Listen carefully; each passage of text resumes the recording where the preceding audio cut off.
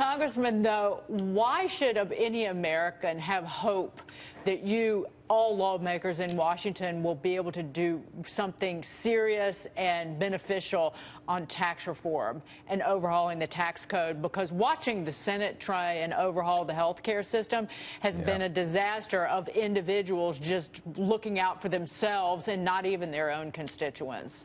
So, Dagan, it's not that I have hope in the Senate. I have hope in the American people that they're going to hold the Senate to account. And if you're a Republican senator who is getting lit up by your Democrats who have never voted for you or your far lefties, and you come home and you also have your Republicans and conservatives who did vote for you, who might have wrote you a $50 check for your campaign, and they're mad at you, you realize that you are in a really bad place. And that's why I think the American people are going to say this is unacceptable, that the Senate not move. And that's why I think they're, in the end, going to get it done. So I have hope not in the Senate, but in the American people and the pressure they'll put on the Congress.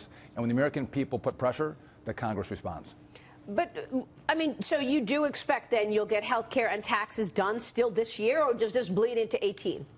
Yeah, I do, but listen, if the only repeal of taxes in Obamacare is the medical device tax, that doesn't leave us a lot of room for tax reform, because as I've told you on your show before, we're taking the Obamacare taxes to the tune of $1 trillion and use that for tax reform, because in budget reconciliation, tax reform has to be revenue neutral. This all gets very complicated quickly, but we need big tax reform in Obamacare to actually do tax reform in the House. So, again, the tax part of the Obamacare conversation is incredibly important for the next phase, which is complete tax reform. Unless, Dagan, we can get rid of the filibuster rule in the Senate, which means we could then have wholesale health care reform and wholesale tax reform without these ridiculous rules. But the Senate doesn't want to do that either. That's why I'm a House guy. I'm staying. I'm here with actually. The Republicans can't even get to 51 votes on just a repeal or even a repeal and replacement. They had to fly John McCain in to even move the doggone thing to a vote. Yeah, and he has brain cancer. Listen, this is, if you're an American watching this, just like you on the show, you're disappointed. You're like, what the hell is going on in the Congress that they can't act? I totally agree with that. We had our problems, as you saw in the House. It was painful for us to get a health care repeal and replace done, but we actually came together as a conference and worked through our differences, and it took us longer than we would have liked, but we made that happen for the American people.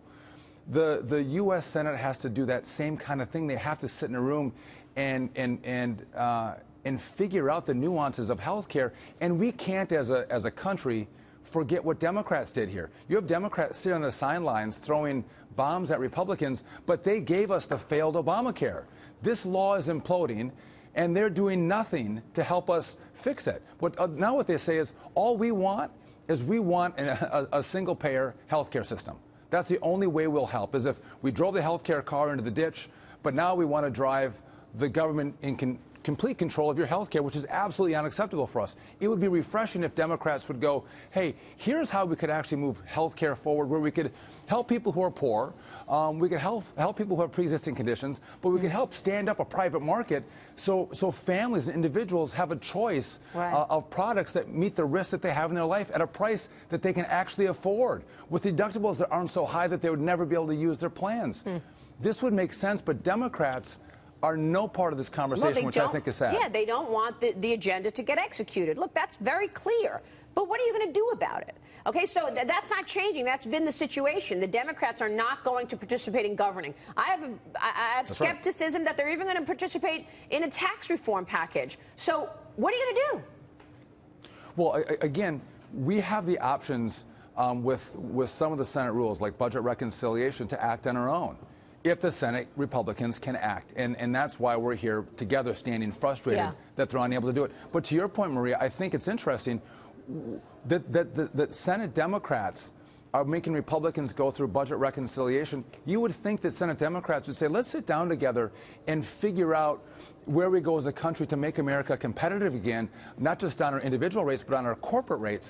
They're absolutely refusing to do that. I mean, Steve Mnuchin is going to be before our House Financial Services Committee today. I've heard on your show, you were talking, I think, yesterday, are we going to have a 40% top rate? Are we going to increase taxes? Is that what the administration is going to talk about? I think today in the House Financial Services, those are questions that the Secretary is going to get. What's his vision for where we go with tax reform? That's not Are we talking about raising taxes? That's not going to go over well. Hey, Congressman, we're happy to hear that your colleague in the Majority Whip, Steve Scalise, is out of the hospital. That's terrific news. I hope you'll send him our best. Sean Duffy, good to see you, sir. You too, Maria. Thank you.